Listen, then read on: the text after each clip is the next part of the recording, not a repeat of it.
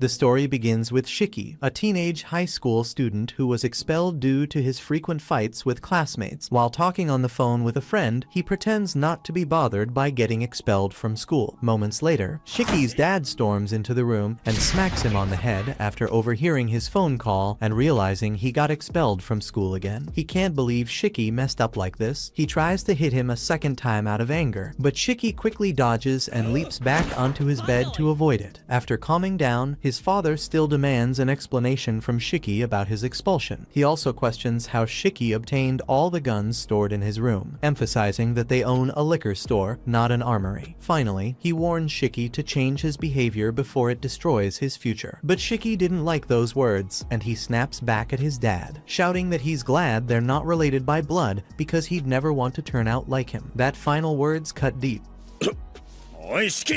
And Shiki can tell he went too far the moment the words leave his mouth, before either of them can say anything else. The phone rings downstairs in the liquor store. Shiki's dad runs. He goes to pick it up and is surprised to hear someone placing a large beer order. Since he doesn't usually get much business, he's more than happy to take it. He gets into his car to deliver the package, and as soon as Shiki notices him driving away, he begins murmuring, regretting how events unfolded. Suddenly, a loud crash echoes outside his room, and before he knows it, a black mist wraps around him like a rope, dragging him out onto the street. Shiki is dazed from the fall, barely grasping what's happening when a mysterious man from the smoke. The man apparently recognizes him. Out of nowhere, a car slams into the man, pinning him against the wall. As the man is unconscious, Shiki's father shouts at him to jump in now. Without hesitation, Shiki jumps into his dad's car, but once things seem to have calmed down, he has a few questions. First, he demands to know why some random guy just dragged him out onto the street, and more importantly, why his dad acted so casually about running the guy over like it was no big deal. Shiki's father insists that someone like Samadare wouldn't be killed by a mere car crash. Still confused, Shiki struggles to process everything until his dad finally reveals the truth. He explains that Shiki is descended from an Oni, while Samadare comes from the bloodline of Momotaro. That's why Samadare is so determined to hunt him down. Shiki is too shocked to respond, and while there's still a lot more to explain,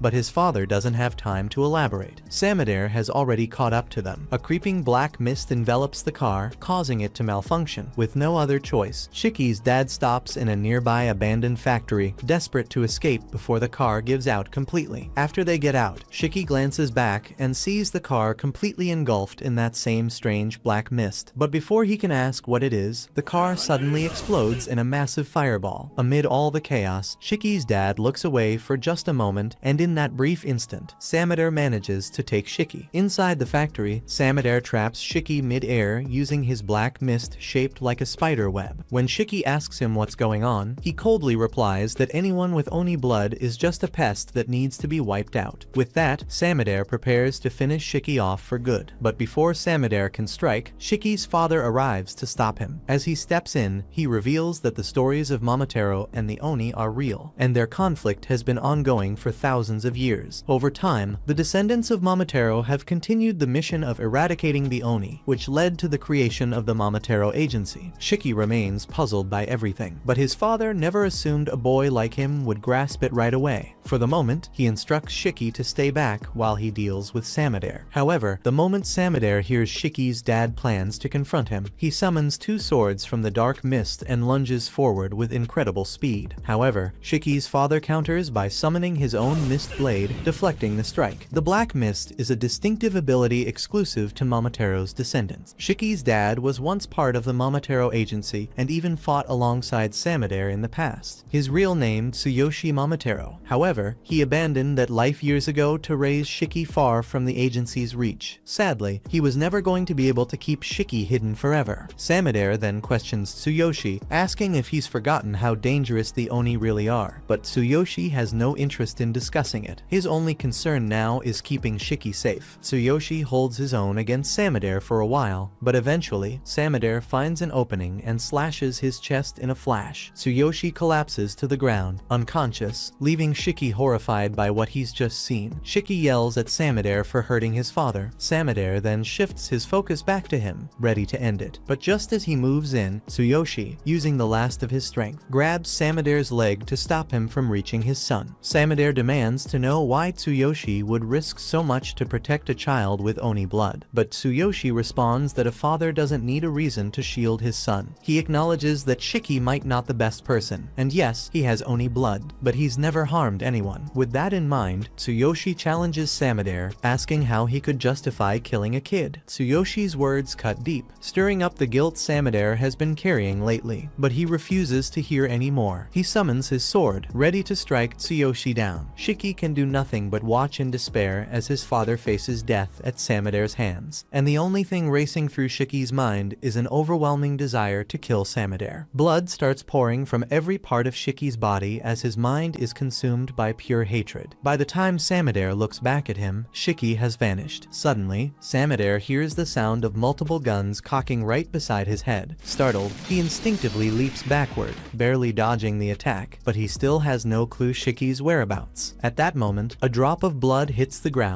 Samadare looks up, only to see Shiki clinging to the ceiling. He's stunned that Shiki managed to unlock his Oni powers and manipulate his own blood so quickly. But the real terror lies in what these abilities mean: the loss of humanity. Without it, Oni are utterly merciless, and Shiki is no exception. Samadare raises his sword, bracing for Shiki's next move. But as Shiki begins launching blood missiles at him, Samadare quickly realizes he's outmatched and starts to retreat. He manages to get out of the blast zone just in time, but the fight is far from over. Shiki bursts through the smoke and delivers a powerful kick that sends Samadare flying into some rubble. Shiki then looms over Samadare and unleashes a devastating barrage of gunfire. The entire warehouse is obliterated in the chaos, yet somehow, Samadare survives the onslaught. Even more unexpectedly, Shiki reverts back to his human form. Confused, he looks down at himself, puzzled by the blood covering his body. A typical reaction, as he has no memory of what happened during his transformation, and Samadare plans to take advantage of the confusion to finish Shiki off before he transforms again. He begins charging towards Shiki, all repeating that all Oni must be eliminated with no exceptions. Shiki isn't able to control this transformation at will yet, so he is pretty much a useless. Just as the blade is about to land, Tsuyoshi throws himself in the way and takes the blow. Samadare is stunned that Tsuyoshi would risk his life for an Oni, but Shiki's dad reflects on the cherished memories he shared with Shiki and feels at peace, believing his life has been meaningful. Exhausted by the battle and aware that their clash is attracting unwanted attention, Samadare decides to retreat. To protect the secrecy of the Momotaro agency, he disappears into a cloud of black mist. After Samadare disappears, Tsuyoshi falls into Shiki's arms, and he grows deeply concerned. He quickly says he'll call for help, but Tsuyoshi stops him, explaining that no one can help him now. It's already too late. All he wants is to have one final conversation with Shiki before he goes. With his remaining strength, Tsuyoshi apologizes for hiding the truth all these years. It wasn't an easy thing to confess, but now, with his time running out, he can't stand by Shiki's side any longer. His final wish is for Shiki to get strong enough to crush both the Momotaro clan and the Oni. Only then he will truly be free. Shiki screams at his father, refusing to accept his dying words. He won't let him die. Not now. Determined, he lifts Tsuyoshi up and starts carrying him to the hospital. Seeing how much Shiki cares brings a smile to Tsuyoshi's face, but his injuries are far too serious. After a few seconds, Tsuyoshi's body gives out completely, and he crumples to the ground. Shiki pleads with his father to wake up, desperately saying he hasn't had the chance to say sorry or make amends for the harsh words he said that morning. But it's no use. Tsuyoshi is already dead. Shiki breaks down, sitting beside his father's lifeless body. Suddenly, someone shows up behind him and tells him he can't stick around because there would be too many onlookers. Shiki is caught off guard and braces for another fight. But before he can even react, he's struck in the neck and immediately loses consciousness. At the same time, the heads of the Momotaro agency are in chaos after learning that Samadare couldn't kill Shiki. Some are even questioning whether he's losing his edge. However, considering the circumstances, they understand why he backed off. They can't risk exposing their organization to the public, so they're determined to keep the public from learning about the existence of Oni. That's why they plan to eliminate Shiki the moment he's within their reach. The problem is, that's easier said than done, because right now, Shiki was transported to a secluded island in the middle of nowhere, making him nearly impossible to track down now. The plan is to enroll Shiki in a school filled with other Oni like himself so he can properly develop his abilities. But before everything, Nato must conduct a detailed assessment to determine if Shiki is actually worth the effort. Still, the principal warns Nato to make sure none of them die before they're fully trained and ready for battle. battle. A while later, Shiki regains consciousness and realizes he's tied to a chair, while the man behind him casually exercises using his umbrella. Strangely enough, this doesn't even come close to the most random thing Shiki has encountered. The man introduces himself as Nato, and now that Shiki is awake, he says it's time to explain everything. First, he exposes his horns to prove to Shiki that they are both Oni. Then, he explains that Shiki was brought there for two purposes: evaluation and retrieval. As Shiki is aware, the Momotaro agency uses the black mist to hunt down honest like them. The person who killed Shiki's father was part of this organization, whose ultimate mission is to eradicate all Oni from the world. To counter them, the Oni agency was created, and Nato's role is to locate newly awakened Oni like Shiki and determine if they're suitable to join. That's essentially all there is to it. With that, Nato retrieves his board and loosens the bindings on Shiki's mouth so he can speak and ask questions. Once Shiki regains the ability to speak, he instantly starts shouting at Nato, demanding answers about his father's whereabouts. Irritated by all the yelling, Nato knocks a few points off Shiki's evaluation and explains that his father's body is securely stored. However, he adds bluntly that it doesn't really matter since the man is already dead. Shiki is struggling to break free, but that aggressive behavior is exactly why Nato restrained him to begin with, so there's no chance he'll be letting him go just yet. Shiki is furious, but he realizes that shouting won't do him any good. Shiki takes a moment to collect himself and calmly asks Nato to let him go, saying he has unfinished business with a guy who killed his father. But even though his voice is steady, the anger is still written all over his face, so Nato denies his request. On top of that, he knows Shiki wouldn't stand a chance against a Momotaro agent anyway. But if Shiki's so determined to throw his life away, Nato figures there's a better way to assess him. He removes his tie, and before Shiki can even react, Nato appears behind him and starts choking him with it. The test is simple. Shiki has to escape somehow. If he fails, he dies. Either outcome is fine by Nato. Shiki isn't about to let some stranger take his life. He fights desperately, even as blood starts filling his eyes. But in the end, he collapses unconscious. Nato is ready to choke the life out of him for good. But when Shiki blacks out, his subconscious takes control, triggering his Oni berserker state. Blood on the ground suddenly forms sharp spikes, forcing Nato to retreat. The moment he looks away, Shiki summons a machine gun and aims it straight at him. Shiki pulls the trigger without a second thought,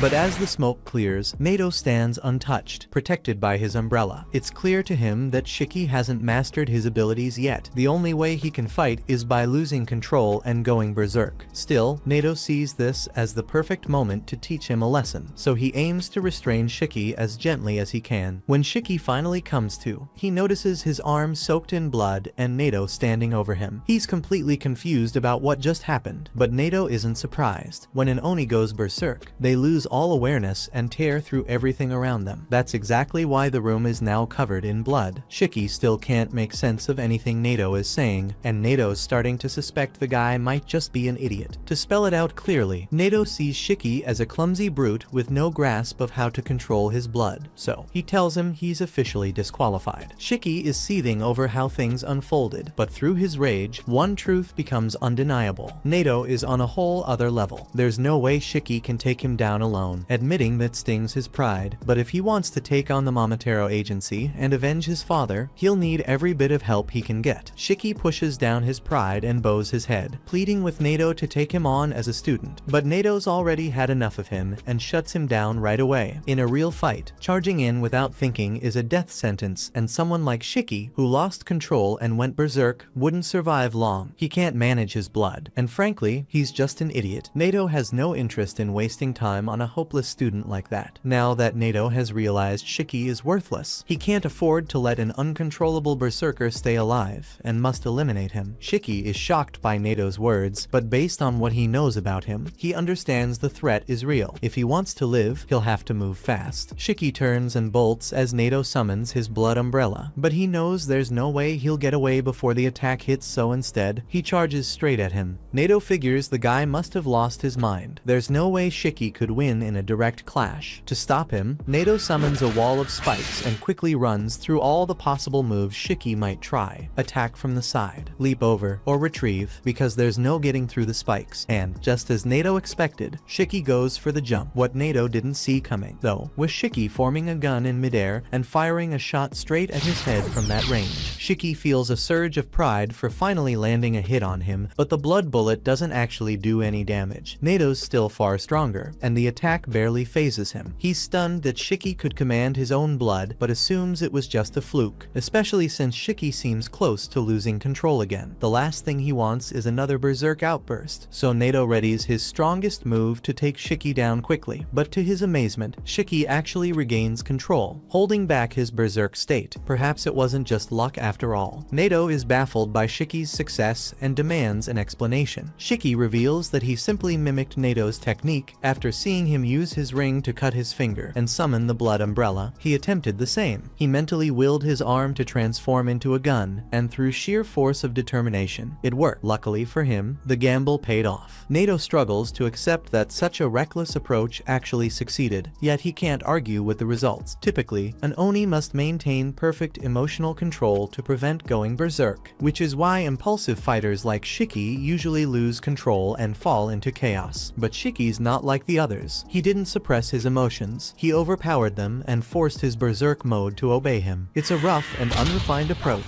but the strength it gave him was undeniably explosive. Shiki tells Nato that his only goal is to become strong enough to kill the man who murdered his father. So he makes a vow: if Nato makes him his underling, he'll give everything he's got to learn whatever Nato is willing to teach. Shiki's being completely sincere, and Nato can tell, but he still turns him down. What Shiki just pulled was basically a reckless gamble with his life, and he didn't have any kind of backup plan in case things went south. To Nato, that kind of recklessness still signals inexperience. Even so, he doesn't believe Shiki is entirely without potential. In the end, Nato decides to spare Shiki and take him on as a student, stopping the execution. He refuses to explain what exactly changed his mind, but the important thing is that he now sees real potential in Shiki, and Nato isn't the type to let raw talent go to waste. The island they're on is called Onigashima, and at its center lies Rosetsu Academy, a school created specifically for Oni. Nato explains that it's a military academy where Oni are trained to battle the Momotaro agency. But Shiki seems less interested in all that and more shocked by the realization that he's actually on an island. Nato jabs Shiki in the face for spouting nonsense, while he's still trying to explain things. He then announces that he's the homeroom teacher at the academy, which means he'll be responsible for Shiki and the rest of the students from now on. Shiki will have to live on campus, undergo training, and fight regularly to prepare himself for taking on the Momotaro agents, so he better be prepared. But Shiki's mind is overwhelmed by all the information Nato just threw at him. There's still plenty he doesn't fully grasp, but in the end, it doesn't matter to him. He'll do whatever it takes, as long as it means getting strong enough to take his revenge. A bit later, Nato takes Shiki to the locker room so he can change into his new school uniform. Shiki feels a little weird about it. He never thought he'd wear one again after getting expelled from his previous school. Nato then mentions that there are a few other students in his class, but out of everyone, Shiki is the least skilled, so he'd better avoid picking any fights. Shiki also asks about his dad, and Nato explains that the body is being kept in the morgue, and it's up to Shiki to decide on the funeral arrangements. Shiki's good mood fades the moment he's reminded of his father's death. However, Nato tells him there's no point dwelling on past regrets. Instead, he should channel that pain into getting stronger, so he never has to feel that kind of regret again. With that, Nato takes off on his skates, saying there's no time to waste, and that Shiki has just 15 seconds to get to class before he's late. Shiki complains that it's unfair, but knowing he has no other option, he sprints after him. They finally reach the classroom door, and Shiki starts thinking about the most impressive way to make his entrance. But Nato has no patience for that, and just kicks him through the door, causing Shiki to land face first on the floor and end up with a nosebleed. Noticing the blood, he immediately demands a tissue from the nearest person. Instead, Jin tells him to stay quiet, which instantly ticks Shiki off, prompting him to get right in Jin's face. Jin isn't the only student in the class. Others like Akari, Kuina, Juji, Rokuro, and Homer are here too, but at the moment, Shiki couldn't care less about them. His focus is solely on Jin, because he has unfinished business with him. Suddenly, Shiki and Jin realize they're sitting side by side, with Nato standing right behind them. Neither of them noticed him move, which leaves them both frozen in fear. Still, Shiki grumbles that he doesn't want to sit next to someone like Jin. Unfortunately, Nato has zero interest in Shiki's petty drama. Without missing a beat, he moves on with a class announcement, revealing that today's activity will be a simple game of tag. Shiki is baffled, wondering if came to this school to play games. Nato leads them outside and explains that this place is called the Shinra Forest. The rules are simple. They have 1 hour to return to school without being caught by him. Anyone he tags faces immediate expulsion. To even the odds, he promises not to use his blood abilities at all, while the students are free to use theirs as much as they want. But he issues a warning. If anyone loses control and goes berserk, he'll have no choice but to unleash his own power, and things will get ugly for them. Jin asks Nato, what if someone manages to kill Nato during the game? Nato replies that anyone skilled enough to take him down would earn instant graduation and the right to join any unit they choose. He casually dares them to try, but warns that he won't go down without a fight. Now that everyone knows about the rewards, they're all eager for the game. Shiki, however, feels a bit unsure since he's still adjusting, but a little hesitation won't hold him back. He's determined to try his hardest, so he tells Nato he's ready to start the game. Before starting, Nato adds one more rule. In order to complete the game, they would need to have claimed one of the cool blue orbs. He holds only 2 in hand and then throws them deep into the forest, after which he tells the students that if they don't end up finding one of the orbs before the end of the game, their victory would be pointless, even if they managed to reach the goal. The students notice that Nato only threw 2 balls into the forest. Even though there are 7 of them, they immediately assume he wants them to fight over blue orbs. However, Nato explains that he'll be splitting them into 3 groups because of this. The first group would consist of Homer, Shiki, and Jin. Group 2 would have Ikari and Juji. Finally, Group 3 would have Rokuro and Kuina. To make things more interesting, Nato says that Groups 2 and 3 will have to share just 1 ball. Everyone immediately gets excited when they hear this, knowing it means at least 3 students will be expelled. Nato opens the gate and tells them to go in first. He'll follow 15 minutes later, but before they head in, Shiki complains about being teamed up with Jin, saying there's no way he's joining the team. Nato simply tells him if he can't work with the terms, he's going to be expelled. Homer then introduces herself to Shiki, giving off a timid vibe as she bows and says she'll do her best not to get in his way. But in response, Shiki just stares at her in awe. It's no surprise. He's been a total jerk since he was a kid, so girls have always kept their distance. But now, for the first time in years, a pretty girl has spoken to him, and he immediately vows to protect her no matter what. Homer blushes when she hears that and tells him not to go through all that trouble. She just wants to stay out of the way. Shiki, hearing this, feels like he's hit the jackpot. He's about to win over a girl who's not only pretty but also humble. Homer also introduces herself to Jin, but he completely ignores her, leaving her devastated. Shiki yells at Jin for making Homer cry, then does his best to cheer her up by calling her cute. Judging by the look on her face, it clearly works. She's happy. Shiki and Jin keep bickering until Nato cuts in, telling them to shut up and start the game already. Without hesitation, Jin and Shiki head inside. Homer, feeling a bit nervous, pauses for a moment before following them. As Jin dashes through the forest, he recalls Nato saying anyone that kills him would earn an instant graduation. He believes this is the perfect opportunity for him to get out of here quickly and avenge his family. Just then, Shiki sneaks up on him from behind and almost hits him with a really heavy stick.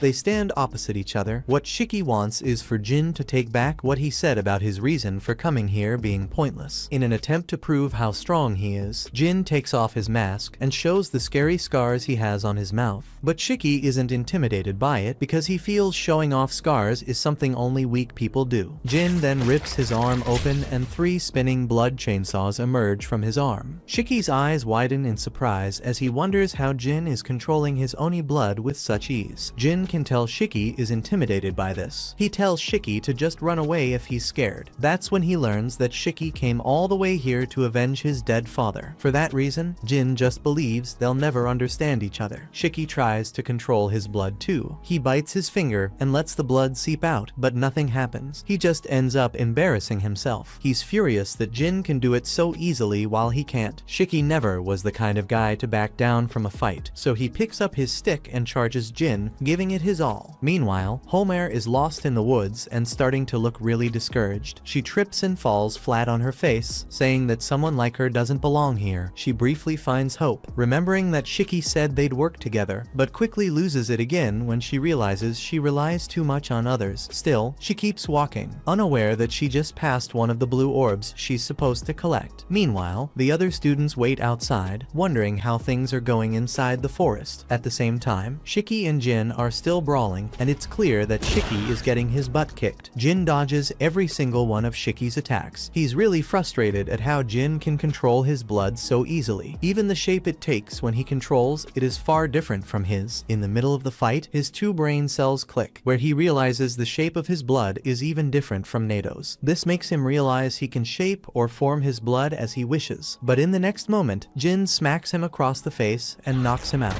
Thinking he's won, Jin turns to walk away. But Shiki gets back up. Jin fires a blood slash at him. But at the worst possible moment, Homer steps into its path. Luckily, Shiki manages to pull her out of the way just in time. Homer lies on the ground, opens her eyes, and sees that Shiki got hurt protecting her. She's overwhelmed with guilt and begins bowing and apologizing over and over. But Shiki tells her not to worry, it was Jin's fault, not hers. By the time Shiki looks back at her, he sees a giant Oni monster appear on top of Homer. It kind of looks like a female titan. Homer remains on her knees and begs them both to run away from there as quickly as they can, or else the monster is going to kill them. Meanwhile, Nato is bored waiting for Group 1 to finish. That's when he gets an unexpected visit from the school principal. The principal considers it quite bold of Nato to give his students a life or death assignment on the first day. Nato says he did that because he thinks training is more meaningful than wasting the whole day with explanations. Hearing that, the principal can tell Nato actually cares about the students and is doing this for their sake. Being an Oni isn't easy at all. Lots of them die every year and most of them are mere children. You could even get killed for just being related to one. The worst case are those that are taken alive and are used as test subjects in a lab. This is why Nato is doing his very best to shape these kids up as quickly as possible so they would be able to defend themselves. He believes as long as they're strong, they won't die. Meanwhile, Shiki and the others are in a tough spot now that the Oni Titan has gone berserk. Jin leaps up and tries to cut it down, but it's way too big, he doesn't stand a chance. Shiki asks Homer to just put an end to it, but unfortunately, she can't control it. She then collapses to the floor from too much blood loss. Shiki's first instinct is to run over there and pull her away, but on getting there, he's surprised to see that the Titan is actually protecting her. The Oni Titan then launches a heavy blood attack that sends both Shiki and Jin flying. Homer musters up some strength, calls out to the Titan, and refers to it as her sister. She begs it to stop all this destruction. As Shiki gets back up to his feet, Homer advises them to run away before they get killed. But Shiki says he's definitely not going to do that because it would mean she'll bleed out and die right before his eyes. He can't just leave her to die like that. Deep in the bushes, Nato watches from a distance and sees that this giant Titan is Homer's special blood ability. He's curious to see how the kids handle it. In the middle of the chaos, Shiki tries to summon his own blood ability, but it fails him again. Nato sees this and knows it won't work last time. Shiki only managed to pull it off by sheer luck. The Titan launches an attack by throwing several rocks at Shiki, sending him flying backwards. At this point, he starts to feel really pathetic. His father died just to protect him, but now he's still useless. He looks down while he starts to cry, saying being weak is so frustrating and humiliating. Just then, Jin walks forward and tells Shiki that if he's crying, he should go and do it somewhere else. Jin then draws his blood and summons two chainsaw weapons from his hands and is now face to face with the Oni Titan. He's still a bit shaken up from the last attack he took, but it's nothing he can't handle. Nato still watches from a distance and acknowledges that Jin creating two different weapon types at the same time would take serious control of his Oni blood. He's definitely got some experience. An Oni's blood can take literally any shape or strength. The image a person holds is transmitted from their brain, traveling not only through the nerves but also through the bloodstream, shaping itself accordingly. It's a simple signal from the brain. In some cases, people have their traumas reflected, while others reveal their preferences or tastes. Legend has it that what an Oni creates with their blood can even offer a glimpse into life itself. With that, the act of creating one's own unique weapon from their blood came to be known as the Blood Eclipse release. Back on the battlefield, Jin gets serious and uses his chainsaw to slice the Titan's arm while he's on top of it. When the time is right, he jumps in the air and uses his sword to slice the back of its neck, but the Titan manages to protect itself at the last second. Shiki remains on the sidelines, frustrated that he can't figure out how to use his blood technique. That's when his two brain cells finally click. All the weapons Jin forms are designed for cutting, but an Oni's weapons are supposed to be unique and personal to them. Shiki has always had a thing for guns. Even during his assessment test, he managed to create one from his blood. Putting all this together, it has to be the answer. Meanwhile, Jin is busy fighting the female Titan. She lets out a piercing screech at a frequency that bursts his eardrums. Nato continues to watch the fight and sees that things are about to get a little out of hand. He's thinking about stopping the test and just expelling them all, but that's when Shiki comes out of nowhere and unveils a giant bazooka attached to his arm. Nato is shocked to see he managed to figure it out so quickly. The Titan tries to smash him, but Shiki quickly shifts position and fires a blazing blast that obliterates the Titan in a single shot. Blood splatters everywhere. Shiki has a bright smirk on his face. Neither Nato nor Jin can believe their eyes. Shiki just proved everyone wrong. As it begins to rain, he notices Homer lying unconscious on the ground. He immediately rushes to help her, but his body is so weak that he falls flat on his face. Nato suddenly appears,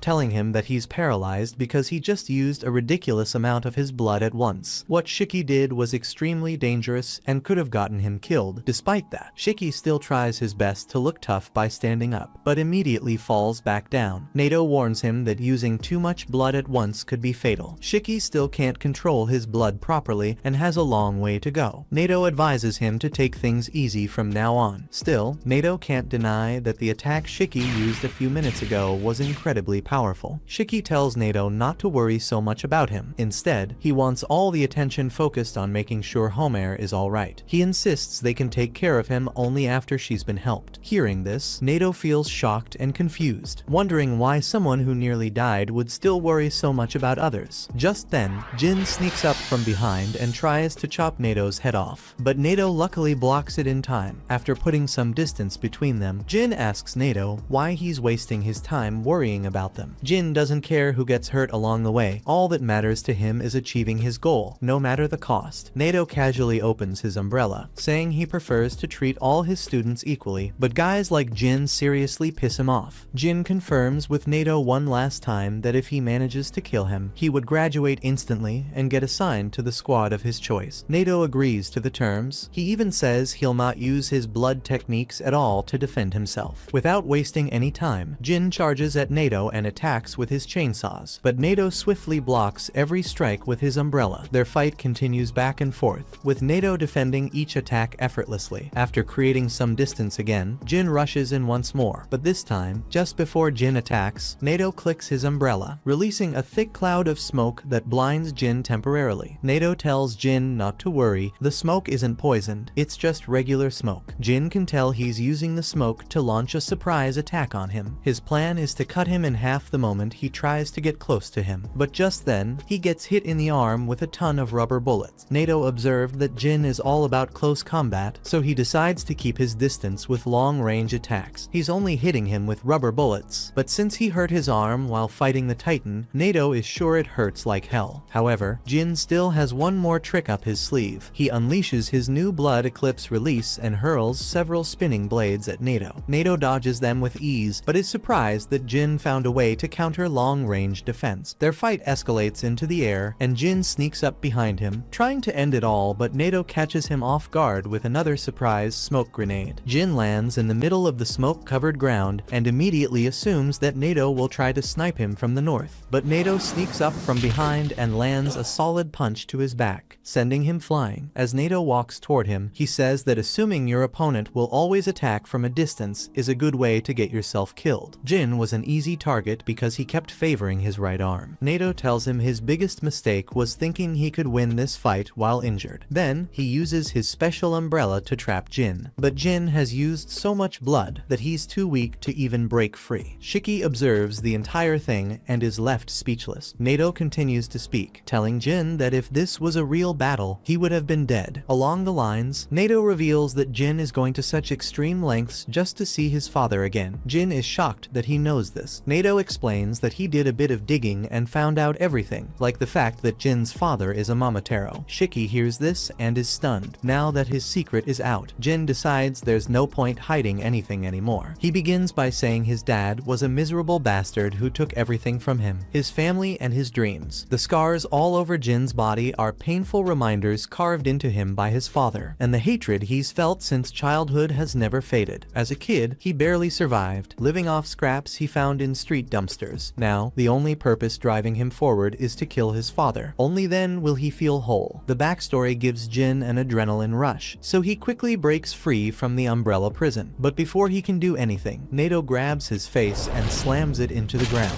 He tells Jin to use his brain for once. It would be pointless for him to die while trying to achieve his goal, so he might as well live for his goal. And if he doesn't come to understand that, he's definitely going to get himself killed any one of these days. A little while while later, the entire situation has cooled down, so Nato is now on the phone with his assistant and asks for the school nurse to come out there as soon as possible. Homer isn't physically fit to continue the challenge. While Jin has also been fully restrained, that just leaves Shiki as the last one in the group. As he musters the strength to stand up, Nato tells him he still has 5 minutes and 42 seconds to complete the challenge. But here's the twist. Nato has already found one of the blue orbs, so Shiki is now left with 2 choices. Either find the last one in 5 minutes and reach the goal, or battle him and take the orb. Shiki doesn't even think about it, and just runs away as fast as he can, and although Nato is disappointed, he still chases after him. Meanwhile, Jin is just left there alone, but then he looks to the bushes and is surprised to see Shiki come out from them. Shiki stands in front of him and offers to help him, but only on the condition that he works with him. Shiki knows there's no way he's taking Nato down alone on his own. Jin hears that and immediately refuses, saying it would be extremely humiliating for him to be saved by him. Shiki squats down and talks some sense into Jin, telling him to put his pride aside and just focus on the goal they both are trying to achieve. In an attempt to get through to Jin, Shiki mentions that his dad used to be a Momotaro as well, so if you think about it, they aren't all that different. Meanwhile, Nato is busy searching over the entire forest for Shiki, but he can't seem to find him. This makes him wonder whether he might have turned back. That's when he spots Shiki running below him through the forest way. He lands in front of him, causing Shiki to stop abruptly, and at this point, Shiki starts to sweat because he thinks he's cooked. But that's when Jin jumps down from a nearby tree and launches a sneak attack. Nato dodges it quickly, but is genuinely surprised that the two of them actually managed to team up. Still, he's confident he can handle them both. But then, Jin unexpectedly throws a rope, and together they use it to tie and tighten around Nato. Nato is honestly impressed by how well they coordinated. He even thinks their plan might have worked, if only they weren't so drained of stamina. Shiki feels that this is the perfect opportunity for him. He runs towards Nato and slaps the orb out of his hands, making it land on the ground. At this point, several thoughts are running through Nato's head. They have just under 3 minutes left to complete the game, so if they started sprinting now, one of them would be able to make it back. However, if Jin grabs the ball and makes a run for it, Shiki will likely chase after him and try to steal it, creating the perfect opening for Nato to swoop in and take it back. But to everyone's surprise, Shiki flashes a bright smile and encourages Jin, telling him to grab the ball and run for it. Without hesitation, Jin grabs the ball and sprints toward the finish line as fast as he can. As Jin runs away, Shiki taunts Nato, thinking he just won. But Nato bursts his bubble by telling him that if Jin scores with the ball like that, he would be the only one who would pass, and anyone else who fails would get expelled. Shiki can't believe how much of a dumbass he's been. He falls to his knees and can only start to regret. Seeing this, Nato can tell Shiki is the honest type of guy who acts on whatever's right in front of him without thinking about the cost or benefit. Meanwhile, Jin runs toward the finish line at top speed, having in mind that if he keeps running at this pace, he'll barely make it in time. But that's when he gets a couple of flashbacks about how Shiki helped and even supported him even when he clearly shouldn't have. This makes Jin have a sudden change of heart, so he turns and runs back towards them. However, he tells Shiki not to get the wrong idea. He's only doing this because he doesn't want to feel indebted to him ever. He'd rather get expelled and finish his goal by himself than feel indebted to him. Just as he's about to hand Shiki the orb, a small red magic being comes out of nowhere and stops. Jin and Shiki have no idea what the creature is, so they just stop and stare at it. Nato then explains that it's Muku, a high-speed tapir messenger from Baku Express. His main job is to deliver messages instantly without leaving any trace behind. Nato starts to feel uneasy. If Muku came all this way, it probably means there's an urgent situation. He plays the recorded message from Muku's back, and they all hear that the Kyoto branch of the Oni agency is under attack by the Momotaro agency. They're requesting immediate backup. Meanwhile, the other students wait outside the training field. It's been over an hour since the test began, and they start to wonder why no one has come out yet. A few seconds later, they finally see them emerging but quickly notice that Homer isn't with them, so they immediately ask where she is. Nato explains that she overused a lot of her blood and will be out of action for a few days. That aside, Nato informs them that the physical training test is cancelled. The Kyoto branch of the Oni agency sent them an emergency request for backup, and Nato says they all are going to be heading there immediately as the backup. About an hour later, they set sail on a fancy cruise ship headed for the agency headquarters. Shiki spends his time in front of a mirror, trying to make his Oni horns disappear. After several minutes of intense focus, he finally succeeds and gets really excited. He rushes to tell Akari, but he casually reminds Shiki that everyone else here can already do that, so it's not exactly a big deal. Nato is busy farming aura by doing one-finger push-ups, while telling his students that even though they're heading to the attacked location with him, they won't be fighting. They'll only be handling support tasks. The students groan in disappointment, saying they want to be on the front lines. Nato responds by saying the support work they'll be doing is actually pretty cool. He explains that each municipal has at least one Oni agency unit stationed in it. Those units have two major responsibilities. First is the battle unit, who fight on the front lines when the Momotaro strike. The second unit is the support unit, a team that aids the Oni who live among the humans. They protect Oni who have no family or support and help with their daily life issues. And since Oni can't visit regular doctors, they also provide physical and mental health care whenever they fight the Momotaro.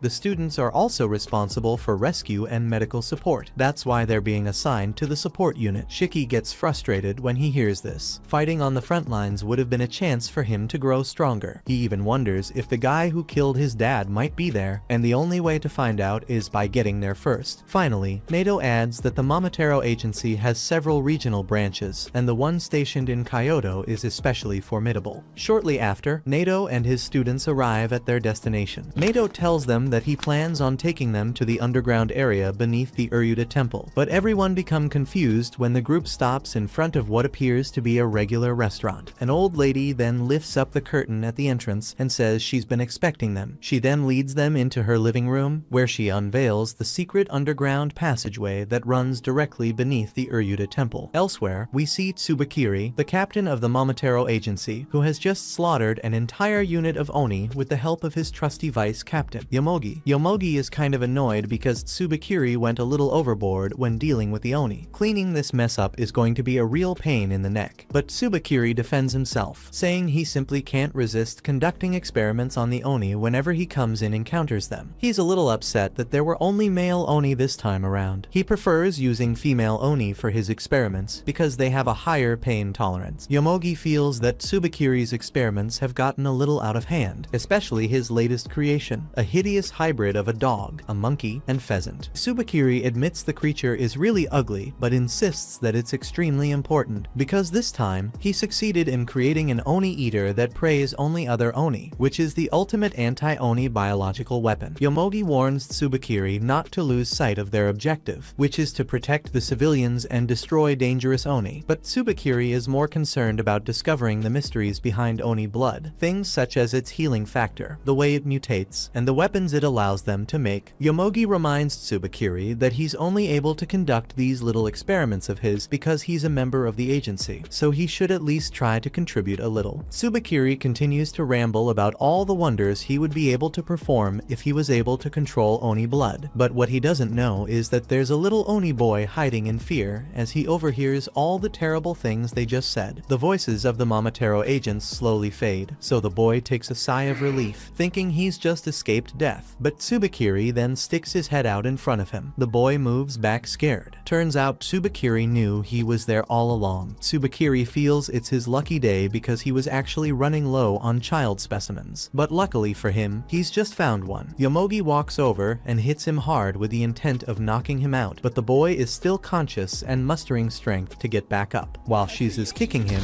a drop of blood splashes onto Tsubakiri's uniform, and Yomogi realizes this is bad. Tsubakiri then approaches the Oni boy and starts kicking him as well, explaining that although he's interested in studying Oni blood, he's disgusted by it. Finally, Tsubakiri shows his power off by manipulating the corpses of the fallen Oni and rolling them all together into a massive pile. He crushes the boy beneath them until he dies. Their abilities allow them to fight using black bacteria from their bodies. Some use this power to make weapons, while some use it to launch spores. But what Yomogi finds disturbing is the way Tsubakiri uses his power. Tsubakiri is able to use his black bacteria to control corpses without any limits. Tsubakiri then orders his ugly hybrid creation to eat the pile of Oni and clean up the remains. With that handled, Tsubakiri and Yomogi decide to get back to work. Simultaneously, Nato and his students are still passing through the underground Kyoto tunnel, and after a little more walking, Nato opens up a large tunnel door and announces that they just arrived at the Oni Agency Kyoto base. Shiki and the others are stunned. The place is so massive that they mistake it for a mansion. That's when a guy with pink hair walks out of of one of the rooms. Seeing Nato, he calmly moves over to greet him. Until he spots Kuina among the students, he instantly loses his composure as he sees a hot girl like her is one of Nato's students, so he turns back to fix his hair. He speaks to Kuina directly and boldly asks her for her number, but Kuina declines. The rejection hits him hard, but he doesn't lose hope. He knows he's going to get lucky one of these days. Shiki is curious about who this clown is, so he introduces himself as Kyoya, the commander of the support unit of the Oni agency. Apparently, he and Nato used to be classmates back in Rezetsu Academy. Nato puts an end to all the chit-chat and informs them that he's about to head to the front lines. His students hear that and are all eager to come along with him, but Nato doesn't give a response to them. He just tells Kyoya that he's free to use his students as he likes until he gets back from the front lines. Just then, one of the nurses comes in to call Kyoya because there's a really serious emergency on the ground. The nurse sees that the students from the academy have arrived, so she tells them to hurry up and change because they're going to need their help for this operation. Shortly after, everyone gets changed and are escorted to the patient center. Shiki looks around and shudders as he sees the dire conditions these frontline soldiers are in. However, the nurse draws Kyoya's attention to a frontline soldier who's in even worse condition. During battle, the soldier lost both his arms and legs. He's even struggling to breathe because his lungs sustained some intense damage. The nurse estimates that he has about 3 minutes left. Shiki trembles in fear as he watches the patient because he never knew life on the front lines could get so scary. But despite the man's dire medical condition, Kyoya still has a bright smile on his face while he tells the patient that he's going to be just fine. Shiki tells Kyoya to stop fooling around because he doesn't think that man has any chance of surviving, given his current medical state. But Kyoya just tells Shiki to trust him when he says that. Kyoya orders the nurses to get him several Oni blood bags. While doing so, he tells everyone that he's going to give them a little sneak peek of what life on the front lines is like. Elsewhere, Tsubakiri and his team have just taken down the first wave of the Oni agents. The remaining members of the Oni agency are starting to consider running away because they saw that Tsubakiri is so strong that he was able to kill both their commander and vice commander. Tsubakiri slowly walks towards them with the intention of finishing them off, but Nato arrives at the last second and uses his blood eclipse release to summon blood archers who shoot arrows at him simultaneously. Tsubakiri manages to block by using the corpses of the Oni as shields. With that out of the way, Tsubakiri informs Nato that he heard there's a place where the Kyoto Oni have been quietly gathering. He asks whether that means the Oni species would vanish if they wipe them all out, but Nato has no idea what he's talking about, so Tsubakiri just assumes it was just a rumor after all. Back at the agency, several Oni blood bags have been hooked up to Kyoya's body. He looks down at the patient and asks him whether he would want to regain his arms or legs. Considering his lung issue, he can't really talk, so Kyoya just tells him to use his mouth movements to indicate his answer. The patient indicates that he would prefer to grow his arms back first because he still wants to be able to hug his kids if he survives. Kyoya assures him that he's going to get back to his kids after this. Kyoya takes out a scalpel and uses it to pierce his skin, allowing a thick streak of his Oni blood to pour into the patient's mouth. The patient starts to scream in pain, so the nurses urge the students to finally make themselves useful by restraining the patient while he screams. A few seconds later, the blood packs are almost immediately emptied, so the nurse urges the less busy students to go into the next door room and get some more blood. Shiki continues to restrain the patient until he looks at the guy's arm and sees that it's slowly starting to regenerate. He scurries back in shock. The cell regeneration process has already begun, so his arms sprout back out and his lungs slowly start to repair themselves. The students observe this and are shocked to see that the man's arms and lungs have been healed. Shiki asks Kyoya whether the patient's legs will regenerate too. Kyoya replies, saying they will regenerate with time and the right medical doses. Kyoya further explains that if they try to regenerate both his arms and legs at once, the patient likely will develop some antibodies, and once that happens, no amount of blood transfusion would be able to solve it. The patient is most likely going to be retired from the battle unit after this, but Kyoya tells him that he can still join the support team if he still wants to be of some help to the agency. The patient hears this and can't do anything but shed tears of joy while he thanks Kyoya for all he's done for him. Kyoya then draws the attention of the students that in this ongoing war, this patient he just saved could very well have been any one of them right now. He understands why they're so eager to fight on the front lines. However, he reminds them that those who fight all the dangerous monsters on the front lines always survive because they have someone behind them keeping keeping them safe. That's the exact job of the support unit. The students now understand how cool and important the support role is, so they even offer to help them in any possible way they can. Kyoya has the perfect job for Shiki. He asks him to look after the little girl named Mei over there. Mei was brought in yesterday because she was attacked by a Momotaro and her parents haven't been found yet. Kyoya is counting on Shiki to keep her company until further notice. Shiki goes to sit down beside Mei. He tries to initiate conversation by making small talk, but she completely ignores him. She finally speaks when Shiki asks her whether she wants to go to Uryuda. She replies, saying she doesn't know where that is. Shiki is shocked to hear she doesn't know where that place is because it's so popular that it's taught in elementary school. But Shiki gets a clear explanation as Mei tells him that she's never been to a school. After that, they both walk through the hallway to see an entire new wave of Oni agents have just been killed by the Momotaro, so their corpses are currently being rushed in to be properly disposed of. Mei looks at some of the corpses as they go by, and two of them that pass turn out to be her mom and dad. Mei discovers that they died during battle and can't do anything but cry in mourning. Back on the front lines, Tsubakiri has a loud smirk while he explains to Nato that he left some Oni corpses behind that were laced with his bacteria. He made sure they were easy to find and assumed that they would bring those corpses back to base. In other words, they just ended up bringing in corpses into their base that Tsubakiri can control whenever he wants. Nato widens his eyes in shock at this realization. Tsubakiri isn't sure whether the corpses have arrived at their base yet, so he decides to conduct a little test by moving his fingers to revive them. Back at the agency, Tsubakiri starts off by controlling Mei's dad's body by making him sit up. Mei sees this and is really excited, thinking that her dad didn't die after all. In the next few moments, Shiki and Kyoya look back to see that Mei's dad has woken up and is choking his own daughter to death. Kyoya sees this and instantly knows that this is Tsubakiri's doing. He first of all instructs Shiki to cover Mei's eyes, after which he uses two scalpels to stab him through the head, thereby destroying his brain. The corpse then collapses to the ground. When dealing with cases like this, just cutting the head off won't be enough. You would need to destroy the brain. Mei rushes over to her dad's corpse and continues to cry. Kyoya is busy feeling sorry for Mei, but that's when he realizes that they have over 30 corpses in the building that Tsubakiri has control over. At that moment, Mei's mom grabs Shiki from behind, choking him. Kyoya notices and rushes to help, but before he can, 3 other Oni zombies grab him from behind, holding him back. Meanwhile, the nurses are busy carrying corpses to the disposal unit when the bodies suddenly wake up and start attacking. Right after, a massive wave of Oni zombies bursts through the door into the patient room. They immediately attack the patients lying on the floor, but the nurses fight back as best they can. Back in the other room, Mei cries her heart out, begging her mom to stop choking Shiki, but her mom has already turned into a zombie, and Shiki knows she's beyond saving. Kyoya desperately wants to help, but the 3 Oni zombies blocking him refuse to back down. Before Shiki passes out, he slowly reaches for a neat-looking handgun. He remembers being on the boat coming here when Nato had given it to him for self-defense, since Shiki still couldn't fully control his blood. Back then, Shiki wasn't thinking about self-defense, he was just thrilled to finally have a real gun instead of a fake model. Nato had explained the gun was loaded with Shiki's blood-infused rounds, meaning they hit much harder than normal bullets. Since there weren't many bullets, Nato told him to only use them when it truly counted. Shiki realizes that using the gun on Mei's mom is his only chance to survive. He hugs Mei to block her view, then shoots her mom in the head. Shiki takes a sharp breath, feeling a wave of relief. Meanwhile, Kyoya is still pinned under the Oni zombies, but Shiki saves him by shooting all 3 in the head, killing them instantly. Kyoya pushes the pile of corpses off himself and looks over at Shiki. They help each other to their feet, and Kyoya tells him he'll handle getting the patients to safety, while Shiki takes charge of dealing with the Oni zombies in the main hall. Meanwhile, the patients are seconds away from becoming zombie food until Akari bursts in, saving them at the last moment by hitting the zombies with a hard punch to the face. The other students join the fight, defending themselves, but after a while they realize something strange. No matter how many times they hit the zombies, the creatures just won't stay down. Jin looks worried, clearly wondering what they should do next. That's when Shiki suddenly yells out, telling everyone that the only way to defeat the zombies is with headshots. Any strike to another part of the body won't kill them. Hearing this, Jin quickly uses his eclipse technique, throwing 3 blood shurikens aimed directly at the zombies' heads. Just as Shiki said, they drop instantly, dead for good. The others see this, and now they're convinced this is how they need to fight. With that settled, Kyoya orders the support unit unit to focus on evacuating the patients and preventing any more casualties. Shiki keeps firing his handgun, taking down multiple zombies at once, though the act disgusts him. Killing so many corpses feels wrong. Some students announce they'll go help with the evacuation, but Akari snaps back, telling them there's no need to say it, just go and do it. They take the hint and leave, while Akari stays behind, holding his ground against the undead. Meanwhile, Shiki starts feeling more and more uneasy. Every zombie he shoots was once someone important to somebody. These were innocent people, yet here he is pumping bullets into them when their real enemy is supposed to be the Momotaro. The thought of that just makes his blood boil. Kyoya orders the remaining nurses to get all the patients to safety while Shiki and the others keep holding the zombies back. Meanwhile, Tsubakiri and Nato are about to face off. Nato charges first, but Tsubakiri blocks by shoving 3 Oni zombies in front of him as a shield. Nato stays calm until Tsubakiri's pet suddenly bursts out of nowhere, lunging at him. Nato narrowly dodges at the last second, and in the process, the 3 Oni zombies are struck, their blood splattering across the wall. Nato looks at them with a cold, unflinching stare. Tsubakiri smirks and tells him he should be happy after all. The Oni zombies are being killed off. After that, Nato tells the others to head back to the evacuation point while he takes care of Tsubakiri. But Tsubakiri has no intention of letting anyone leave. He calls out for Yomogi, and she steps forward. Using her black bacteria, she creates a cage that traps Nato and the others inside. Nato asks what they're trying to accomplish by doing this, so Tsubakiri explains that as long as he has them trapped, they can stay in their hideout for as long as they want. He adds that the barrier is so strong that they can't escape unless Yomogi allows it. Tsubakiri assumes Nato believes he doesn't know where their hideout is, so he reveals that he planted transmitters on every corpse he left behind. By tracking the signals from those transmitters, he discovered their hideout is beneath Dera. Nato's calm expression fades as he realizes Tsubakiri has just learned their location. Tsubakiri then starts walking away, giving Yomogi a signal. Yomogi responds by letting the ugly pass through the barrier. Nato and the others stay on guard, not sure what's about to happen. As Tsubakiri keeps walking, he snaps his fingers, causing the ugly creature to swell. The Oni agents look on in disgust, while Nato watches with curiosity, wondering what will happen next. The creature begins to glow, and it's clear it's about to explode, so Nato shouts for everyone to get down. The blast is so powerful, it destroys everything within a 100-meter radius. Tsubakiri watches the explosion, disappointed that it wasn't more violent. He says he'll work on improving it in the future. Yomogi suggests checking for survivors, but Tsubakiri says there's no need, no one could survive that. Besides, he just washed his uniform and doesn't want blood on it. Moments later, Nato is seen lying on the ground, his body covered in scars and burns. Meanwhile, back at headquarters, Shiki shoots the last Oni zombie in the head and breathes a sigh of relief, glad it's finally over. Kyoya announces that they've successfully moved the patients to the main hall, and it's all thanks to everyone being here, so he thanks them deeply. Meanwhile, Mei stands frozen, as her mom and dad lie lifeless on the floor with bullet holes in their heads. Kyoya notices this and feels sorry for her. He walks over and tells her he's sorry she had to go through that. Shiki also apologizes, admitting he was the one who shot her mother in the head. He recalls the moment and feels lingering guilt, but to his surprise, Mei says it's fine. She explains that she's always lived in hiding and never had a normal childhood, never doing things like going to school. Because of that, she isn't shocked. She always thought this day would come. She just didn't know when. She even smiles at Shiki, telling him not to worry. Hearing this makes Shiki shudder in disbelief. Mei just saw her parents killed, and all she can say is that it's okay. This makes Shiki clench his fists in frustration as he recalls his own childhood. Back then, he admired superheroes. The Momotaro are supposed to be the superheroes of their world, so why do they take the lives of innocent people just because they have Oni blood? Overwhelmed with emotion, he hugs Mei and says that because of this, he'll become the villain so he can destroy the so-called heroes. He keeps hugging her, telling Mei not to worry because he'll create a world where they can all smile again. Everyone else silently watches this. Still in Shiki's arms, Mei's eyes tremble with emotion. Later, Jin and Kyoya return from the agency through the underground tunnel. Kyoya suggests they gather the bodies of their fallen friends, saying he'll lead Jin to the cremation site and start transporting them there. Back at the agency, the others are left with the task of disposing of the corpses, and Akari isn't happy about it, complaining that Kyoya left them to do all the grunt work. He turns around and sees Juji just standing there, so he yells at him to quit slacking off. Juji quickly replies that he's not slacking, since this place was just attacked. It's obvious the area isn't safe, so he thinks it's best to stay on guard guard at all times. His ability is designed for scouting, so he bites his thumb to draw blood, lets it drip onto the floor, and a huge blood radar appears beneath them. This is his blood eclipse release technique. Ikari has never seen anything like it, so he shudders in shock. Juji explains that his blood can detect any living being within a 5-kilometer radius of where it lands, and it can even tell if they're a Momotaro or not. The radar starts scanning the surroundings, but at first, it detects nothing. However, Juji points out that the heat signature's sensitivity is low, which makes it harder for him to pinpoint a target's exact appearance or power level. Just then, the radar beeps, something has been found, and Juji's eyes widen in shock at the reading. Meanwhile, in the Mizumoto region, Tsubakiri and Yomogi have already found the secret tunnel's location and have even taken out the kind old lady guarding it. Tsubakiri is on the phone with his assistant, ordering him to send several ugly units to the coordinates he's providing. He also asks for the special ugly he's been saving for an important occasion. Before ending the call, he requests the file on the high-risk Oni, just for reference. Hanging up, Tsubakiri tells Yomogi that if NATO has already appeared, then something big is definitely happening. Yomogi draws his attention to the massive tunnel in front of them. She doesn't know who or what could be inside, so she suggests throwing in some poison gas. Tsubakiri pauses to think, agrees it's a good idea, but then suddenly changes his mind. He decides to enter the tunnel himself. He also tells Yomogi that before killing any Oni they find, they should first ask for their names. Yomogi asks why, and Tsubakiri explains that if they run into someone named Shiki, he wants him captured alive, not dead. She asks what's so special about him, and Tsubakiri replies that Shiki is very different from the rest. For that reason, he wants to take Shiki back to the lab for study. With that decided, the two of them head into the tunnel, determined to wipe out the Oni race once and for all. In flashback, where Mei is shown enjoying the happiest moments of her life with her parents, smiling and laughing together. But the warmth suddenly fades when she sees a nurse carrying her mother's lifeless body out of the room. Mei breaks down crying as she realizes that her life would never remain the same from this point onwards. Meanwhile, Jin and Kyoya are seen walking out of the agency crematorium. Jin feels unsettled that the agency even has such a place, so he asks Kyoya about it. Kyoya explains that whenever wars like this break out, many people end up here because not everyone can be saved. He tells Jin not to be soft, because this is the kind of world he's now a part of, and he'll have to get used to it. Still, Kyoya reassures him not to worry, promising that as long as he's around, he won't let Jin die so easily. With no more questions left on Jin's mind, Kyoya decides to ask one of his own. Out of nowhere, he casually asks Jin if he has a girlfriend and what kind of girls he likes, but Jin ignores him completely. They continue walking until Kyoya suddenly senses a dark presence behind him, but before he can react, he's stabbed in the stomach by Tsubakiri with a simple butter knife. Pulling the blade out, Tsubakiri remarks that Kyoya is lucky. If he hadn't moved at the last second, the knife would have pierced his heart. Furious, Jin activates his blood eclipse release technique and charges at Tsubakiri, but Yomogi sneaks up behind him and traps his hands using her black bacteria, forming a small box around them. The box slowly dissolves, leaving damage behind, though Jin knows he'll heal quickly thanks to the regenerative power of Oni blood. The intense pain dulls his focus and slows his thinking. Strategically, Jin realizes this is the worst possible situation for them. Despite being stabbed, Kyoya orders Jin to return to the agency and warn Shiki and the others that Tsubakiri is here, so they can evacuate the patients and everyone else. Jin hesitates, worried about how Kyoya will handle both Tsubakiri and Yomogi while injured. But Kyoya brushes off his concern, saying he'll handle it somehow. Reluctantly, Jin runs off, promising he'll be back with help. As soon as he leaves, Tsubakiri signals Yomogi, who places her hand on the ground. Immediately, a massive wall of bacteria rises up, sealing off the area and trapping Kyoya inside with them. Kyoya observes their tactic and quickly realizes their plan is to ensure no one gets out alive. Yomogi confirms this, telling him she's sealed the entire underground section of Uryuta-dera, meaning escape is impossible. Even hearing that, Kyoya doesn't waver. He keeps up his confident persona, but inside, he begins piecing together the grim reality. There are no escape routes underground. The only fighters left are students, and reinforcements from the surface are hopeless. Worse yet, Tsubakiri and Yomogi are both extremely powerful. After considering all of this, Kyoya sighs and looks upward, admitting to himself that he'll most likely die in this battle. At that moment, Tsubakiri finally speaks, asking Kyoya if he knows who Shiki really is. At that moment, Kyoya realizes he needs to stand his ground somehow. He quickly reaches into his lab coat and pulls out a syringe filled with a dangerous chemical known as as wolfsbane. It's a poisonous plant that causes respiratory failure and organ collapse. His plan is to inject Tsubakiri with it before things get any worse. But before Kyoya can even move, Tsubakiri dashes past him in a blur and slits his throat. Blood splatters everywhere as Kyoya collapses to the ground. As he slowly begins to die, Kyoya mutters regretfully that if he was ever going to get killed, he always wished it would have been by a hot girl. Believing Kyoya to be dead, Tsubakiri walks over, ready to harvest his corpse with his black bacteria. But then he changes his mind. He senses his other pets have just arrived. He signals Yomogi to let them in. The pets walk through the barrier, and Tsubakiri orders the one in front to hand over what he asked for. The monster opens its mouth and spits out a large coffin it had been storing in its stomach. Meanwhile, Jin finally makes it back to headquarters, only to be shocked at what he sees. The whole place looks deserted and soaked in blood. He walks into a nearby room and finds Shiki and a few other staff members hiding inside. Jin immediately asks why there are so few of them. Shiki explains they received intel that the Momotaro were coming, so they quickly evacuated all the patients to the surface. But when it was their turn to escape, all the exits were sealed by Yomogi's black bacteria. Luckily, the patients managed to get out safely, but those left behind, including Mei, weren't able to make it. Ikari suggests splitting up to search for another way out, but one of the nurses speaks up. She explains there's no point because she already checked every exit. There's absolutely no way out. Just then, one of Tsubakiri's ugly pets casually walks into the room. Shiki and the others freeze, not knowing what to do. The pet ignores them, walks forward, grabs one of the nurses, and begins eating him alive. The other nurses scream in terror and immediately run off in fear. Moments later, Tsubakiri and Yomogi arrive at the Oni agency. Tsubakiri looks around in surprise, commenting on how impressive it is that they built all of this underground. The pet places the coffin in the center of the room, and Tsubakiri gives Yomogi his next order: kill everyone except Shiki, since he wants to keep him alive. Yomogi asks if he'll be joining, but Tsubakiri shakes his head, sits casually on top of the coffin, and says he won't. He has some thinking to do. With that, Yomogi heads out with the monsters to finish off any Oni still inside the building. Meanwhile, in the break room, Kuina rummages through a closet, looking for clothes. The nurse outfit she's been stuck wearing is too tight and hard to move in. Behind her, Rokuro is lying dramatically on the floor, whining that he's going to die from all the anxiety this situation is giving him. His constant complaining gets on Kuina's nerves, and she snaps at him to shut up. In the next moment, Kuina finishes changing into a much freer outfit. She stretches her arms and feels ready, now confident she can hold her own against the Momotaro. Just then, Kuina notices one of the monsters approaching, so she tells Rokuro to get ready and prepare for battle. But instead of standing firm, Rokuro panics, saying he can't fight while he's this anxious. Hearing this, Kuina gets a crazed smirk on her face as she realizes Rokuro is completely helpless and fully relying on her. She tells him to hide in the closet until the fight is over. Rokuro is surprised she gave him such an easy option, but the moment he hears it, he doesn't hesitate and rushes into the closet to hide. That's when the monster bursts through the door. The first thing it does is ask Kuina if she's Shiki. Rokuro overhears this from inside the closet and is shocked that these monsters are actually capable of speaking. Kuina quickly tells the monster she's not Shiki. So, following Tsubakiri's orders, the monster attacks Kuina with the intent to kill her. The monster throws punch after punch, but Kuina dodges every single one with ease. The force behind each strike is so strong that it knocks over the closet Rokuro is hiding in, and he faints in shock. Kuina steps forward, telling the monster not to feel so proud just for smashing a couple of walls. She bites her thumb and unleashes her blood eclipse release technique, which she calls I Love. Meanwhile, Jin is running as fast as he can, trying to get back to Kyoya in time to help him. At the same time, Mei and Shiki search for somewhere to hide, eventually slipping into the garden and crouching in the bushes. Shiki watches through the leaves, staying alert in case any of the Momotaro spot them. Back inside, Rokuro wakes up in the closet and instantly panics, convinced his heart has stopped beating. But then he notices the room is silent, so he tries to calm himself, saying everything he saw earlier must have just been a dream he had while asleep in the closet. But as he slowly opens the closet door, he sees the monster standing right there, staring at him. Strangely, it doesn't attack. Instead, it walks over to Kuina and acts as though it's now her pet. Rokuro can't believe what he's seeing, but in the very next moment, Kuina clenches her blood-plated gloves and punches the monster across the face. The monster crashes to the floor, and Kuina keeps striking it again and again until it finally dies. She was able to finish it thanks to her blood eclipse release. If Kuina's blood coats an enemy enemy past a certain limit. They fall under her spell and gradually lose the will to fight. Rokiro watches in awe, shocked that she managed to take down the monster all on her own. People who know Kuina describe her as dependable and sisterly, which fits, since she's tough, trustworthy, and admired by many. But her closest friends say she spoils others to an almost pathological degree. Rokiro bows and thanks Kuina sincerely for saving his life. Hearing this makes her blush, and in the next moment, she lays down a futon, tucks Rokiro in, and tells him to just sleep. By the time he wakes up, she promises everything will already be taken care of. Down the hall, a nurse is running for her life as the monster chases her, but let's just say she wasn't fast enough to escape. Back in the room, Kuina notices that Rokiro looks really pale, so she stands up and says she's going to prepare a meal for him. As she leaves the room, Rokiro is still trying to process everything that's happening. He starts thinking this might be a trap, where Kuina plans to use him as bait, letting the monster eat him while she runs away during the distraction. Kuina then notices that Rokiro is trembling, so she comes back to check on him. That's when another monster suddenly walks in. Kuina immediately stands up, stares it straight in the eyes, and gets ready to give it a serious beating. The ugly lunges at Kuina with its freaky tentacle arm, but she narrowly dodges at the last second. She immediately shouts for Rokiro to stay hidden, and he nervously yells back that he already is. Right away, Kuina notices that this monster's attacks are far stronger than the others, which makes her realize this one has to be either completely different from them or part of its own special species. Annoyed, she leaps into the air and drives her blood-plated fist forward with a crushing punch, but the ugly slips aside with ease, then drives its tentacle straight into her skin. Rokiro, watching from his hiding spot, feels his stomach drop in terror. Kuina fights with all her strength, but it's clear she's getting overpowered. The ugly wraps its tentacles tightly around both of her arms, then slams her into the ceiling. Her body is tossed around like a rag doll as the monster hurls her against the walls. Finally, it smashes her into the floor and begins stomping on her face over and over again. Rokiro, still frozen in hiding, realizes that Kuina is in serious danger. She has already been beaten half to death, and at this rate, she won't last long. He knows he should do something, but he can't stop thinking about how useless he is. If Kuina couldn't win, what chance does he have? If he steps out now, he'll only get himself killed. So his plan is to keep hiding and pray that someone stronger shows up to save her. But even as he watches Kuina's face being crushed under the ugly's heel, he still doesn't move. Instead, he stares down at his hands, wondering how he became such a pathetic coward. He wasn't always like this. The sight stirs memories of a time when he still felt alive, back when Lulu was part of his world. Lulu, his first crush, was a year older, and whenever Rokiro was with her, he felt unstoppable. She gave him the courage to do things he'd never dare on his own, like leaping off a cliff into the lake without a second thought. She was always there, watching him with warmth in her eyes. Rokiro had been born in a quiet, remote town where Oni lived secretly among themselves, and Lulu happened to be one of them. Out of everything they did together, what he loved most was dancing with her. Even now, he can still picture the glowing sunset as the two of them practiced their steps side by side. Then came the night of the town festival. Rokiro and Lulu danced happily under the lanterns, having the time of their lives, until suddenly Lulu stumbled. Rokiro caught her and asked if she was feeling alright. She brushed it off, claiming she was fine, but that was a lie. In truth, she was very sick. For Oni, the moment their horns begin to grow, their blood changes completely. That meant she could no longer be treated at a human hospital. The only option was the Oni doctor in town, who started treating her right away. At first, it seemed like she was on the road to recovery, and both of them believed she'd be healthy again soon. But then disaster struck. The Momotaro agency raided their village. In the chaos, the Oni doctor was killed, leaving Lulu with no one who could help her. Her illness worsened quickly. Despite her weakening body and fading hope, Rokiro never left her side. He tried everything to cheer her up, always smiling for her sake, even when despair started weighing on them both. But his cheerful spirit wasn't enough. One day, as Rokiro held her hand tightly, it slipped out from his grasp. He looked down and realized she was gone. Lulu was dead. His safe harbor, his reason to feel strong, had vanished. Rokiro stayed there for hours, sobbing over her body. Not long after her death, the fears and anxieties he had once buried deep came flooding back. His hair began turning white, sleepless nights consumed him, and before he knew it, he had become a broken, nervous nervous wreck, a full-blown neurotic, hollowed out by grief. From that day on, Rokuro was never the same. That's why he feels like he can't face this ugly, because without Lulu, he believes he's nothing. But just as Kuina is about to be finished off by the monster's crushing tentacles, Rokuro suddenly rushes in and saves her. Holding Kuina in his arms, he admits that if Lulu could see him now, she'd be disappointed. Ever since she died, he hasn't been the cool, fearless person she once knew him to be. That's why he decides he has to change. He has to grow strong enough so that one day he can look Lulu in the eye and say he stayed the same guy she always believed in, even after she was gone. To do that, he believes he needs to gather more achievements than he's ever had before, even if they come from someone as unreliable as him. At first, Rokuro hesitates, but after a moment, he steadies his breathing, bites his finger, and activates his blood eclipse release. His blood pours out and forms a life-sized model of Lulu. Rokuro has always believed he was only strong when Lulu was by his side, so as this blood-formed image of her embraces him, he draws in that strength. Power and confidence surge through him. His ultimate release manifests as a long, flowing coat made of blood and a hand fan to wield in battle. He names this new ability Frigid Ashes Dance. Rokuro charges straight at the ugly. With a single sweeping strike of his blood-forged fan, he lands a devastating blow, cutting deeper than he ever imagined he could. His blood cloak then whirls around him, scattering into a storm of razor-sharp petals. Each spin of his body creates slicing winds that tear through the air at his command. Standing tall, Rokuro smirks back at the monster and asks if it enjoyed his first attack. The ugly retaliates with a flurry of tentacle strikes, but Rokuro's body feels light now. He dodges easily, weaving between the attacks like a dancer. In that moment, memories of Lulu rush through his mind. He realizes the truth. He was never truly invincible. He only pretended to be. But Lulu, she must have known that all along. Even so, she believed in him, and that was what made him strong. With that thought burning inside him, Rokuro bursts into motion, dancing around the ugly with blinding speed. The monster can't keep up, forced to stand its ground while Rokuro spins around it. Then, with a final flurry of razor-fast strikes, he unleashes his secret technique. Blades of blood and slicing winds shred through the ugly, cutting it down until it collapses in defeat. Breathing hard but standing tall, Rokuro glances upward with a confident grin and asks the ghost of Lulu if he looked cool while fighting. Meanwhile, Shiki and Mei are still hiding nearby. The battlefield grows quiet, and Shiki, hearing no more sounds of fighting, assumes the uglies have been taken care of. He turns to Mei and tells her that the monsters are gone, but Mei doesn't look relieved. Still trembling, she admits that because her mom and dad died this way, she feels like she should die the same. Shiki gets serious. He tells her that if she dies, then it means she, her mom, and her dad all lost. But if she keeps living, if she keeps smiling toward the future, then none of them truly lost. Placing his hands firmly on her shoulders, he tells her what she needs to do right now is live. Fight her fears and cheer for him, because he's going to fight too, and he's going to crush the monsters that stole her family. Shiki then gets up, telling Mei to stay hidden while he goes to check the situation outside. He warns her not to leave this spot under any circumstances, because if there are still enemies around, it's the safest place she can be, and if danger comes while he's gone, she should do the same thing they did before, hide. He turns and starts walking away, but after just a few steps, Mei calls out to him. She begs him not to go, saying that he's definitely going to lose, and she's terrified that he'll die. Shiki doesn't even turn back. All he says is that there's no way he's going to lose. His heart tells him that much, and for him, that's enough. He glances over his shoulder with a serious expression and declares that he won't give in to despair. Mei is stunned by his response. She can't understand how he can still be so brave after seeing what happened to the others who dared to stand against the monsters. Meanwhile, on the front lines, Nato and the others are surprisingly still alive. Nato wakes up after being unconscious, and one of the agents explains that he had been out for 15 minutes because he shielded them from the explosion at the last second. Hearing this, Nato immediately gets to his feet. He tells everyone to forget about what just happened and orders them all to head to the Uryudadera temple, because his students are still there. Back at the temple, Shiki steps into the main room and finds Tsubakiri calmly sitting at the center. One glance at the uniform is all Shiki needs to recognize him as a Momotaro. With a cold expression, Shiki asks if he's Tsubakiri, the one responsible for everything. Tsubakiri doesn't answer directly. Instead, he asks Shiki for his name. When Shiki gives it, Tsubakiri's eyes light up. He admits that Shiki is the very person he's been searching for, then finally confirms that he is indeed Tsubakiri. Hearing that, Shiki demands to know how he could do something as vile as desecrating corpses and then sit here so shamelessly, as if nothing were wrong. Tsubakiri only bursts out laughing. He explains that the corpses he desecrated weren't human, they were Oni. He mocks Shiki, saying that the lines he just used only apply to Momotaro, since they are humans with rights. Oni don't have rights at all. They deserve to be slaughtered. Rage surges through Shiki at those words. A vein bulges on his forehead as he draws his gun, aiming it straight at Tsubakiri's head. Meanwhile, Jin is sprinting at full speed to provide backup. But suddenly, a voice calls out to him from behind. It's Yomogi. She warns him not to waste his time searching for Kyoya and the others because, according to her, Tsubakiri already killed them. But Jin isn't shaken. He says he doesn't care. He only cares about his own goal. The two square off, preparing to fight. Jin activates his blood eclipse release, chainsaw revving as he charges forward. He swings for Yomogi with full force, but something feels wrong. As the smoke clears, he realizes his attack didn't work. Yomogi steps out unharmed from her black bacteria box, calmly remarking that it'll take far more than a single attack to stop her. Back at the agency, Shiki raises his gun to fire, but before he can shoot, Tsubakiri swats the weapon clean out of his hand. Tsubakiri tells Shiki he must be joking if he thought he could face him with an ordinary gun. Then he adds that Shiki's blood isn't as weak as the others. If used properly, he could actually be very valuable. Shiki growls in confusion, saying he doesn't even care what Tsubakiri means by that. The only thing that matters right now is how much he hates him. As he speaks, he unleashes his blood eclipse release. A giant gun made of his own blood fused to his arm. Tsubakiri's eyes widen in excitement. He hasn't seen anything like this before. Shiki doesn't hesitate. He takes aim and fires. The blast is so powerful it obliterates the entire room, reducing it to rubble and flames. But when the smoke clears, Tsubakiri is still alive. He managed to dodge the attack at the very last moment. Shiki fixes him with a confident glare. He tells Tsubakiri that there's no way he'll be able to dodge the next shot. That was episode 8. Subscribe to not miss the next part and watch the next video on screen.